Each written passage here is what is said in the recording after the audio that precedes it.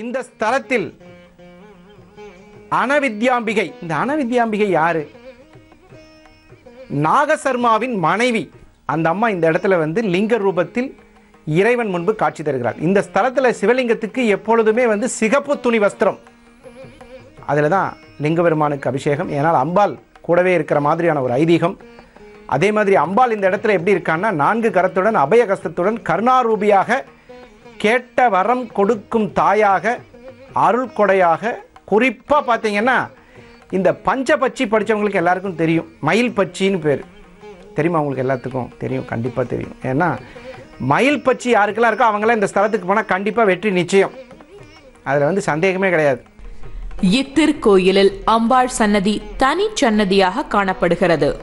அம்பாள் 5 அடி உயரத்தில் 4 திருக்கரங்களுடன் அபயவரத முத்திரையுடன் எழுந்தருளி உள்ளார்.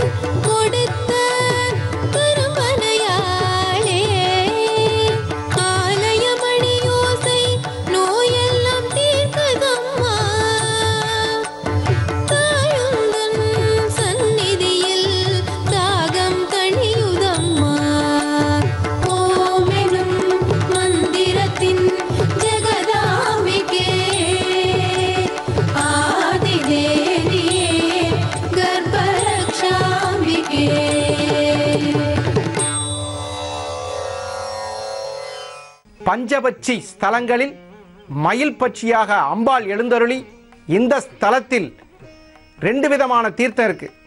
பிரம்ம தீர்த்தம், ரிஷப தீர்த்தம். அது என்ன சார் பிரம்ம தீர்த்தம்? ஆமா, இந்த ஸ்தலத்தில் பிரம்மன் வந்து பூஜித்து அருள் பெற்று சென்றதனால் இது பிரம்ம தீர்த்தம். ரிஷப தீர்த்தம்னு ஒரு தீர்த்தம் இருக்கிறது. அந்த தீர்த்தத்தில் குளிச்சா ரொம்ப ரொம்ப புண்ணியம். ஏன்னா அந்த தீர்த்தத்தில் கங்காதேவியே வந்து குளிச்சுட்டு தன்னோட புண்ணியத்தை அதிகப்படுத்திட்டு போயிருக்காங்கன்னா அந்த புனிதத்தன்மையை சொல்ல முடியாது. அவ்வளோ அருமையான ஒரு தீர்த்தம். அதை விட இப்போ ஒரு பாயிண்ட் சொல்கிறேன் கேளுங்க. 30 முக்கோடி தேவர்களும் வந்து பூஜித்த ஸ்தலம். ஏன்னா இந்த இடத்துல பெருமானும் அம்பாலும் 2 பேரும் சந்தோஷமாக இருந்த இடம். அதனால தான் இந்த இடத்துக்கு இவ்வளோ புண்ணியமான விஷயங்களை சொல்ல வேண்டியதாக இருக்குது. ஒரு மனிதன் சந்தோஷமாக இருக்கும்போது ஏதாவது ஒரு காரியத்தை சாதிச்சுக்கணும்னு நினைக்கிறது மனிதனோட இயல்பு. அந்த வகையில் பார்க்கும் பொழுது இந்த ஸ்தலத்தில் தேவியும் உமாசுதன் என்று அழைக்கக்கூடிய சிவபெருமானும் அருமையான சந்தோஷமாக மகிழ்ச்சியாக இருக்கிற நேரத்தில் நம்ம காத்தால எந்திரிச்சு போய் இந்த புஷ்ப குளத்தில் குளிச்சுட்டு கேட்டதை கொடுக்கும் பெருமானாய் வீட்டிருக்கும் இந்த ஸ்தலம் மாயூரம் என்று சொல்லக்கூடிய இந்த இடத்தில் அன்னை மயில் வேடம் கொண்டு அருளாட்சி செய்து தவம் இருந்து பிராணநாதனாக இருக்கக்கூடிய அர்ஜுன சுவாமி, மல்லிகார்ஜுன சுவாமியை இந்த அருமையான இடத்தில் தன்னுடைய அன்பை காமித்து அன்னைக்கு அருள் புரிந்த ஸ்தலமாக இருப்பதால் யாரெல்லாம் கணவர் மனைவி பிரச்சனையில் இருக்கீங்களோ இந்த ஸ்தலத்துக்கு போகலாம். யாருக்கெல்லாம் கணவன் மனைவி பிரச்சனை வரும், குறிப்பாக ஒரு நல்ல விஷயம் சொல்கிறேன் கேளுங்க, அது இடைவேளைக்கு பிறகு.